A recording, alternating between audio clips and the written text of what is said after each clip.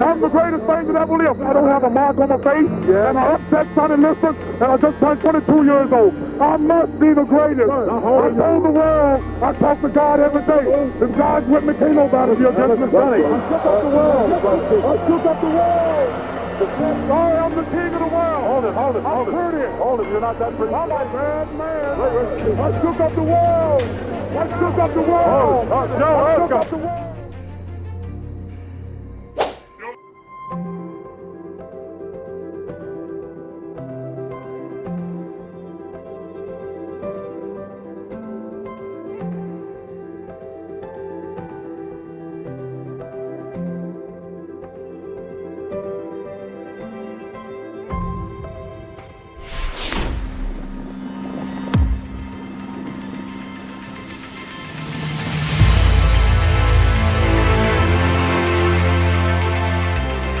Halo everyone, jumpa lagi dengan channel yang membahas tentang berbagai tokoh sukses dunia yang menginspirasi kita dengan sederet kisah dan latar belakang yang beragam.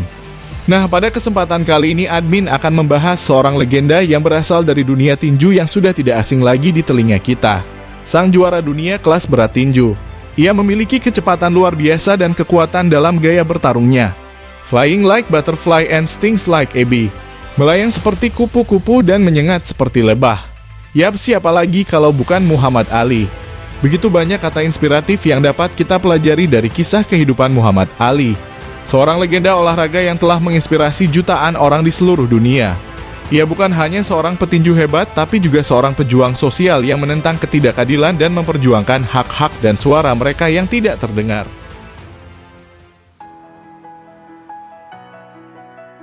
Muhammad Ali lahir di Louisville, Kentucky, Amerika Serikat pada tanggal 17 Januari 1942 dengan nama Classius Marcellus Clay Jr. dari seorang ayah yang bernama Classius Marcellus Clay Sr. seorang pelukis billboard dan rambu lalu lintas, dan dari seorang ibu yang bernama Odessa Grady Clay. yang berprofesi sebagai pencuci pakaian. Clay muda memulai karir tinjunya sejak usianya 12 tahun. Di tengah keterbatasan finansial yang dialami keluarganya tidak menyurutkan semangat Clay muda dalam mengejar cita-cita dan impiannya menjadi seorang petinju profesional. Semua berawal ketika Clay muda kehilangan sepeda BMX kesayangannya karena dicuri. Kemudian ia melaporkan kehilangannya pada seorang polisi yang bernama Joe Martin. Joe Martin yang kebetulan juga merupakan seorang pelatih tinju di Louisville mulai mengajari Clay muda cara bertinju supaya bisa melindungi dirinya dan barang kesayangannya dari pencuri. Bersama Joe Martin, Clay muda diajari seni bertinju hingga menjadi profesional seperti yang kita kenal sekarang. Clay muda membuat debut tinju amatirnya pada tahun 1954 melawan petinju amatir lokal Ronnie O'Keefe dan memenangkannya. Sejak saat itu, ia banyak mengikuti kejuaraan olahraga tinju amatir dan banyak memenangkan diantaranya. Dengan rekor amatirnya 100 kemenangan dan 5 kekalahan. Clay melakukan debut profesionalnya di usia 18 tahun pada 29 Oktober 1960 melawan petinju Tune Hunsak dengan meraih kemenangan.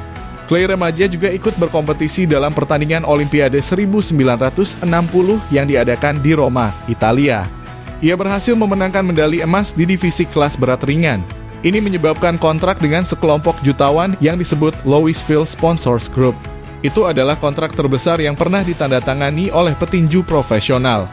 Pada usia 22 tahun, Clay telah merebut gelar juara dunia tinju kelas berat dari Sonny Liston dengan kemenangan TKO pada ronde 7 dalam pertarungan pada tanggal 25 Februari 1964. Segera setelah menang atas Liston, Clay menyatakan memeluk agama Islam serta mengubah namanya menjadi Muhammad Ali dan memberikan pesan kebanggaan ras untuk Afrika, serta perlawanan terhadap dominasi putih selama gerakan hak-hak sipil Afrika Amerika tahun 1960-an. Pada tahun 1966, 2 tahun setelah memenangkan gelar kelas berat, Ali menolak ikut wajib militer untuk pasukan Amerika Serikat serta menentang keterlibatan Amerika dalam Perang Vietnam. Ali mendapat banyak kecaman ketika menolak ikut wajib militer.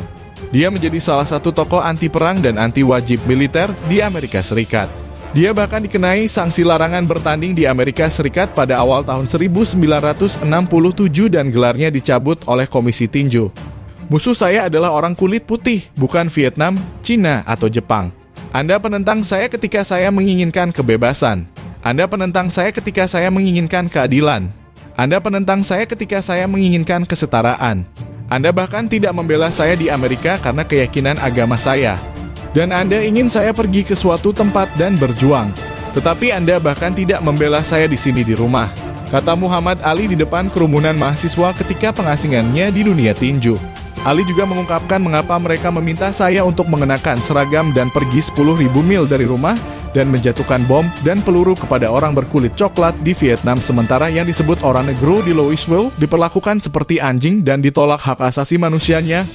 Ali akhirnya dijatuhi hukuman 5 tahun penjara. Ia berhasil mengajukan banding di Mahkamah Agung Amerika Serikat yang membalikan hukumannya pada tahun 1971.